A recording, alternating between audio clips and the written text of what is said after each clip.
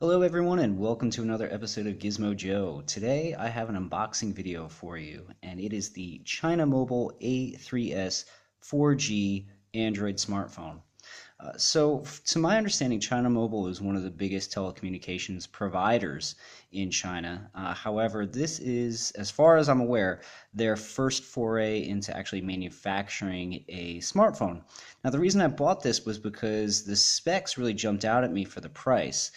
Basically, if we look on the box here, you'll notice that everything's in Chinese, but I can tell you that this is a quad-core Snapdragon 425 processor at 1.4 gigahertz. It has a 5.2-inch 720p display, a 2 gigabytes of RAM, 16 gigabytes of storage, and it has a micro SD card slot so you can expand that storage up to 128. And it's 4G, it runs Android 7.1, and it was only 60 US dollars. I honestly could not really believe it when I saw it on sale. I purchased this guy from geekbuying.com. I'll leave a link down in the description in case you want to pick one up for yourself. But when I saw it, I said, you know what, I am going to roll the dice here, even though I've never heard of this particular brand. I don't know anything about them.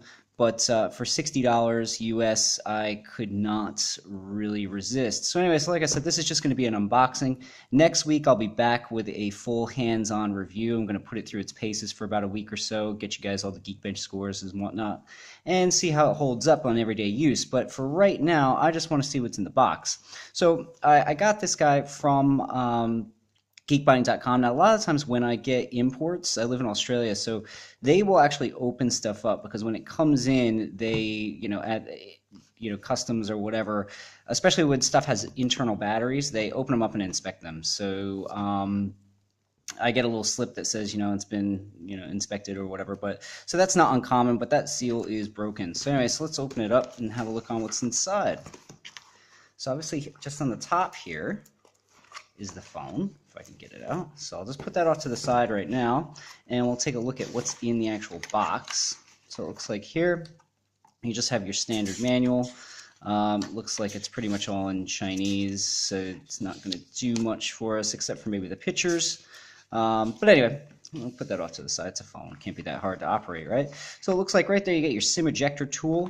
And here it looks like we have a USB cable, and that's a micro USB. So that's for charging and data transfer. And then it looks like we just have a standard sort of power brick.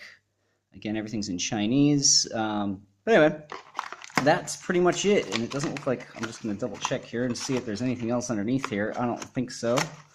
No, that's it. So pretty basic, pretty bare bones. The box isn't anything amazing to look at. And again, everything's in Chinese, but again, for 60 bucks, I'm not really expecting much. Let's open this up and see what this guy looks like. Okay, so again, everything's in Chinese. Now let's just peel this off. Get that off. Set that off to the side. And it looks like here you got your dual SIM or a micro SD card and a SIM card.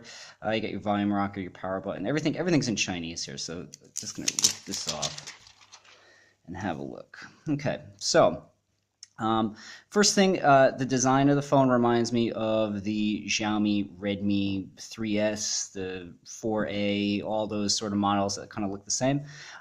This, I'm pretty sure, is a metal back. Obviously, these are probably plastic up here for the radio's reception and whatnot, but this is a metal back, and this looks like a fingerprint scanner. So that's really impressive at the price point. Get your speaker down there. I think that camera's an 8 megapixel shooter, and you have an LED flash, which is pretty cool. On the side here, you just again have your volume rocker and your power button. And if we flick it around up to the top, you have your 3.5 millimeter headphone jack, which is always welcome to see. Over on this side here, you have your SIM and micro SD card tray. And flipping it on the bottom, you just have your micro SD charging port. So first impressions, it's pretty light, but the build quality feels pretty good. There's no flex or anything like that. It doesn't make any odd noises when I press on it. This is metal. It's got like a brushed sort of feel to it. I prefer it when the metal backs are smooth. I think the brushed sort of metal makes it feel plasticky, feels kind of cheap. But it is pretty amazing to see a metal back on a phone that is only 60 US dollars.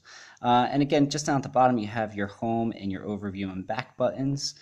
And yeah, I mean, for $60, I cannot believe it. I mean, obviously, I'm going to have to fire it up, put it through its paces, see how it performs on a day-to-day basis. But again, it's a Snapdragon 425 at 1.3 gigahertz under the hood with 2 gigabytes of RAM. And I mean, that to me are very much budget specs, but I would expect to pay at least about $100 for that. $60 for this thing. It really is amazing, and I'm really looking forward to firing it up, having a play around with it. But I mean, as it looks, just from first impressions, first appearances, it looks pretty good. I have to admit, I'm really impressed. But again, we won't know for sure until next week when I do my full hands-on review of the China Mobile A3s. That's going to do it for this week. Tune in next week for the full review of the China Mobile A3s. Don't forget to comment, like, and subscribe. And this has been Gizmo Joe. Thanks for watching, and I will catch you next time.